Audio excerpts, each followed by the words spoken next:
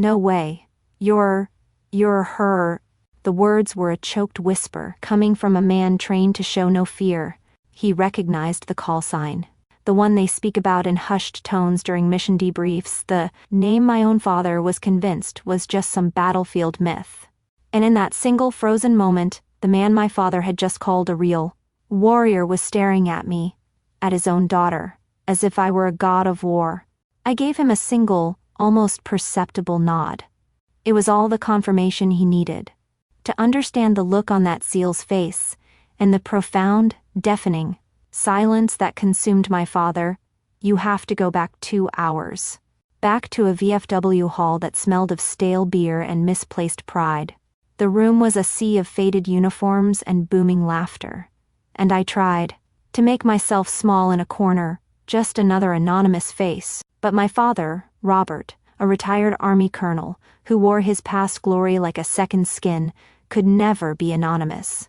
He held court near the bar, his voice a familiar, overbearing drumbeat, and at his side, practically welded to his shoulder, was the reason we were all there. Lieutenant Miller, a young, decorated Navy SEAL with the kind of battlefield charisma that made old men feel young and important again. He was the son my father always wanted. An old acquaintance of my father's nodded in my direction. "Is that your girl, Robert? What's she up to these days?" My father scoffed, a sound I knew better than my own name. It was the sound of dismissal. "Her?" He waved as if shooting a fly.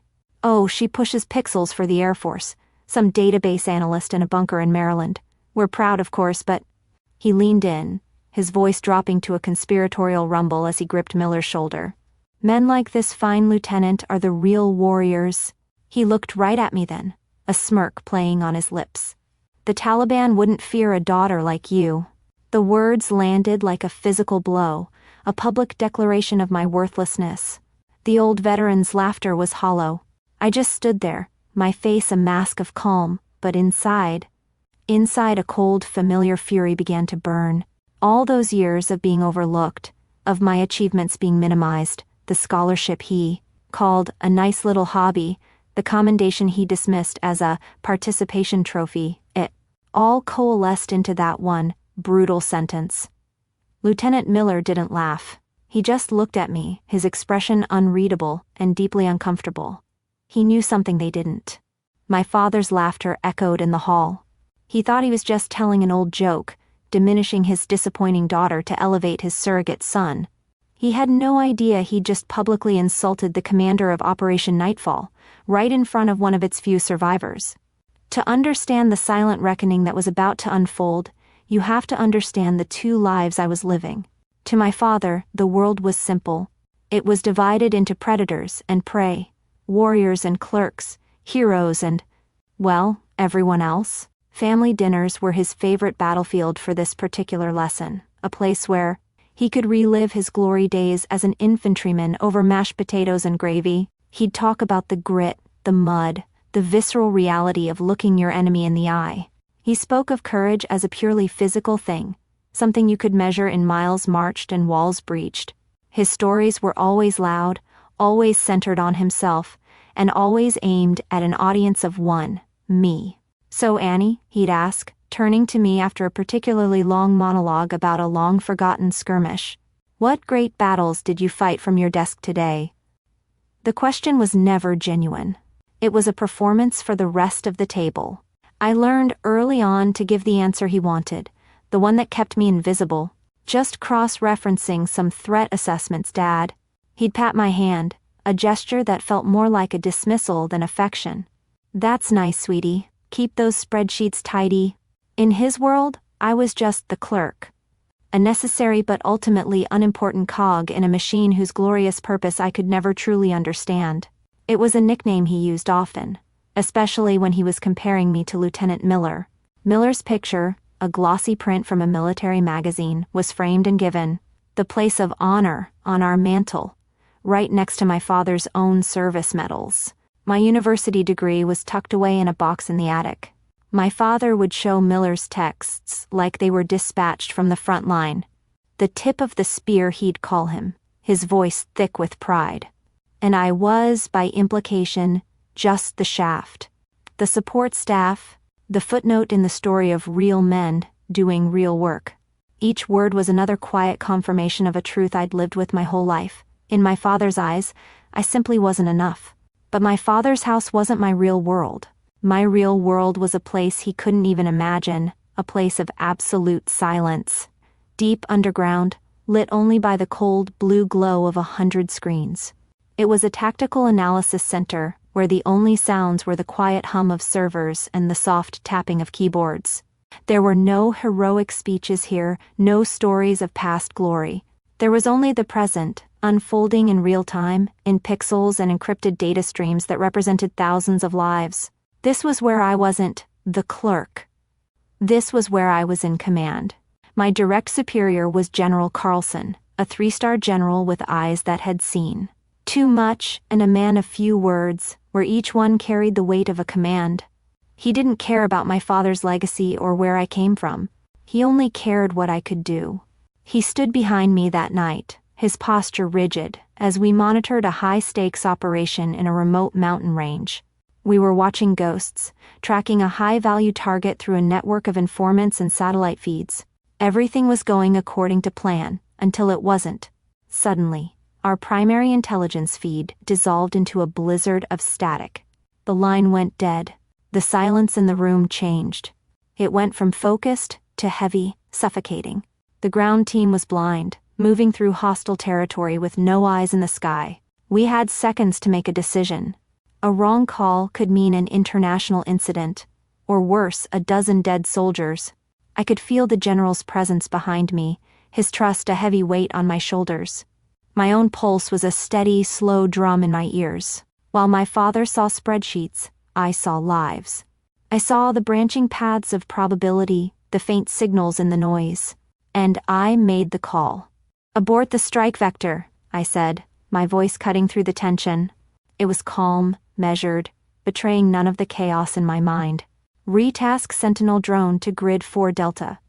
I have a new heat signature. Authenticate Asset Pathfinder, and confirm PID before we engage. Execute silent vigilance protocols." For 30 agonizing seconds, the only sound was the hum of the machines. Then, a new feed flickered to life. My heat signature was the target. The ground team was 2 clicks in the wrong direction, heading straight for an ambush. We had averted a catastrophe. The collective, quiet exhale in the room was the only applause I needed. General Carlson simply placed a hand on my shoulder for a moment. "Good call, Angel," he said, his voice a low rumble of approval. That was my other name. Not the clerk, but Angel, a call sign given to me by the operators on the ground, whose lives depended on the ghosts I saw on my screens. A name I could never mention at the dinner table. A name my own father would have laughed at. My father only respected the glory he could see. Medals, muscles, front-page heroes.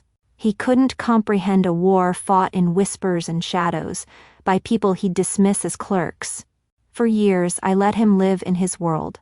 But after that day at the VFW hall, I decided it was time to issue him a formal invitation into mine. Driving back to my apartment that night, the explosive anger I expected to feel never came. Instead, a kind of cold, quiet clarity settled over me.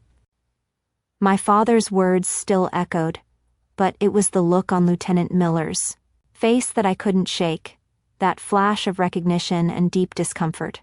My father's careless boast wasn't just a personal insult anymore, it was a potential breach of operational security, and Miller knew it. For years I had tried to earn my father's respect by speaking his language of emotion and family. It never worked. A loud, tearful argument would be useless, just another instance of his daughter being too sensitive. But protocol, ceremony, rank, that was a language he revered. It was the foundation of his entire world. And I decided, in the sterile quiet of my car, that I would finally speak to him in terms he couldn't ignore. The annual Joint Special Operations Command Award ceremony was 3 weeks away.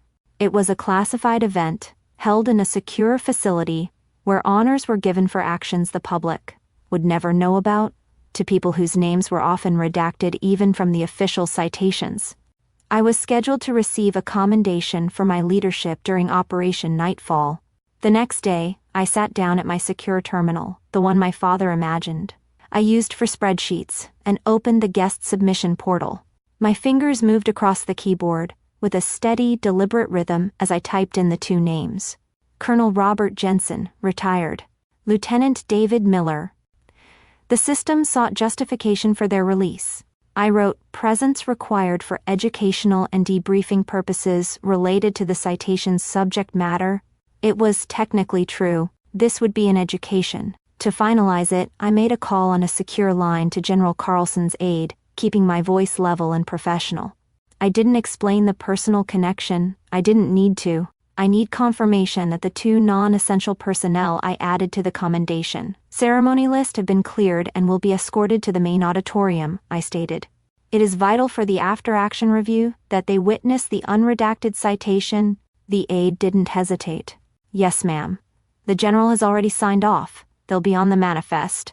The trap was set, sealed with the very bureaucracy my father worshipped. The invitations were sent out on official JSOC letterhead, sealed with the kind of authority my father revered. He called me, his voice bursting with a pride I had never heard directed at me. I knew that boy was destined for greatness. He boomed, assuming his protégé was being honored. They had no idea they weren't attending his ceremony. They were attending mine. The auditorium was less a room and more a declaration of power. It was sterile, silent, and cold, with perfect rows of seats filled by a sea of decorated officers whose collective service records could fill a library. There was no press, no family members snapping photos, no outsiders. This was an inner sanctum, a place where the real history of modern warfare was written in hushed tones. My father, Robert, and Lieutenant Miller were escorted to their VIP seats in the very front row. My father practically vibrated with pride, his chest puffed out, nodding at colonels and generals as if he were one of them. He believed he was finally in the room where it happened. Beside him, Miller was a statue of coiled tension. His eyes, unlike my father's, darted around the room, taking in the sheer weight of authority present. He knew professionally that this was no standard commendation ceremony. He looked like a soldier in a minefield, sensing something was profoundly wrong but unable to see the threat. Then my father saw me. I was standing off to the side, near the stage, in my simple Air Force dress uniform, my hands clasped behind my back.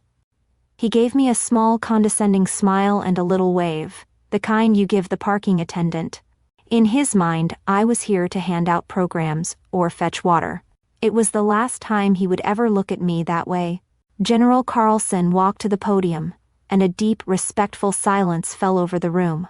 He was the embodiment of everything my father worshipped, a warrior, a leader, a man whose presence commanded absolute deference. He began to speak, his voice calm and steady, and I watched my father lean forward, ready to soak in the praise he was sure was coming for his protégé. The general wasn't talking about Miller. He was talking about a mission. I'm here today to speak about Operation Nightfall, he began. An operation that neutralized the entire leadership of a hostile network, preventing what intelligence assessed would have been a catastrophic attack on Allied forces. I saw a flicker of movement beside my father. It was Miller. His posture had become rigid. The operation's name was classified, known only to those who were there. The general continued, his words sanitized but heavy with unspoken meaning. This victory came not from a barrage of firepower, but from the surgical precision of one commander, operating thousands of miles away. He spoke of a moment during the operation when a ground team was sent on a ghost trail, a deliberate misdirection by the enemy. He talked about how their communications were cut off, and how they were walking into a perfectly laid trap. I watched Miller's face. The color was draining from it, his knuckles turning white where he gripped the armrest. He wasn't just hearing a story, he was reliving a memory. He had been the leader of that ground team. He had lived that moment of terrifying silence, believing he was leading his men to their deaths. He remembered the sudden, inexplicable command that came through a scrambled channel, a single, calm voice that redirected his team at the last possible second, saving all their lives. He knew the legend that was born that day, the call sign they all whispered, with a mix of fear and reverence in the debriefing tents. And as I watched him, I saw the exact moment the pieces clicked into place in his mind. His eyes shot towards me, wide with disbelief. General Carlson's voice pulled the focus back to the stage. He was nearing his conclusion. The commander of this operation is a legend known to the operators on the ground by only one name. My father's face was a mask of pure, unadulterated pride. He placed a hand on Miller's arm, ready to heave him to his feet. He was so sure, so absolutely certain that he knew what was coming next. He was looking at the wrong soldier. But today, the general said, his eyes finding mine across the room, we recognize her service by her real name. Silence stretched, thick and heavy. Please join me in honoring Captain Anna Jensen, known to the heroes she brought home as the Angel of Death. The name hung in the air, an impossible truth. Before the applause even started, there was a sharp, sudden crack as Lieutenant Miller shot to his feet, his training overriding every other instinct. He snapped to perfect, rigid attention, his eyes locked on me, his face a canvas of awe and terror. And then the room erupted. Hundreds of the most respected officers in the United States military were on their feet, their applause a deafening roar. I walked calmly towards the stage, my steps even, my eyes fixed on my father. His face collapsed in stages. First, a deep, profound confusion, his smile frozen and grotesque. Then, denial, as he looked from me to the applauding generals and back again, his mind refusing to process the data. Finally, as I stepped onto the stage and shook the general's hand, a dawning, horrified comprehension washed over him. He was seeing his daughter, his clerk, his spreadsheet jockey, being honored by the very men he idolized. He saw a truth so absolute, so undeniable, that it shattered his entire world in a single thunderous moment. My father had spent his entire life lecturing me on the rigid hierarchy of the military he loved. In the end, it took one call sign, spoken in the right room, for him to finally understand the chain of command. When the applause finally faded, the silence that returned was different. It was heavy with the weight of a truth that had been spoken aloud for the first time. From the stage, I could see the entire auditorium with a clarity I'd never had before. Officers, colonels, and generals, men my father had spent his entire life looking up to, were looking up at me. They started to form a line, their faces etched with a deep, genuine respect I had never seen in my own home. They saw me, not as a clerk, not as a daughter, but as a commander. My father remained in his front row seat. He was perfectly still, a man carved from stone, watching the world he knew rearrange itself around him. He looked small, like a relic from a forgotten war, while the architects of the new one bypassed him to shake my hand. One after another, they offered their congratulations, their words concise but meaningful. They spoke of the lives I saved, of the intelligence I provided, of the respect their teams had for the unseen angel who guided them through the dark. Each handshake was a quiet repudiation of every condescending pat on the head my father had ever given me. After the generals, Lieutenant Miller approached. The swagger was gone, replaced by a profound and humbling deference. He stood before me, no longer the confident seal my father paraded around, but a subordinate addressing a superior officer. "Ma'am," he said, his voice quiet and thick with emotion. We had no idea. Thank you. For everything. It was the only validation I ever truly needed, not from a father who refused to see me, but from a soldier whose life I had saved. He understood. That was enough. I nodded to him and he retreated. Finally, only my father was left, still sitting, the crowd having moved on. We locked eyes across the empty space between us. There was nothing to say. His world was in ashes and mine was just beginning. He gave a single stiff nod, then stood and walked out of the auditorium without a word. A year can change everything. And nothing at all. I was Major Jensen now. My new office overlooked a bustling airfield, a constant reminder of the world I was charged with protecting. My work was my life, my purpose, my home. The weight of my father's disapproval, a burden I had carried since childhood, was simply gone. It hadn't vanished in a fiery confrontation but had quietly dissolved in the face of an undeniable truth. His opinion no longer held any power because I was no longer seeking his approval. I had found it elsewhere. My new family wore flight suits and combat boots. They were the elite operators I briefed in the early hours of the morning. In a secure room with a massive holographic map at its center, they were Rangers, SEALs, and Delta Force operators, the very men my father would have called real warriors. And they listened to me. They trusted my analysis, they followed my commands, and they relied on my judgment to bring them home. We were a family bound not by blood or obligation, but by something far stronger: mutual respect and absolute competence. We had earned our place in each other's lives. One evening, as dusk settled over the airfield, painting the sky in shades of orange and purple, a notification popped up on my screen. It was an email. My heart gave a single hard thump when I saw the sender's name. My father. The subject line was just 2 words: your work. I hesitated for a long moment, my hand hovering over the mouse. After a year of complete silence, what could he say? I finally clicked it open. The email was short, stilted, and full of military jargon he must have looked up. He was asking for details about my command, about drones, about intelligence platforms. He used acronyms incorrectly, like a tourist trying to speak a local dialect. It was so painfully clear what he was doing.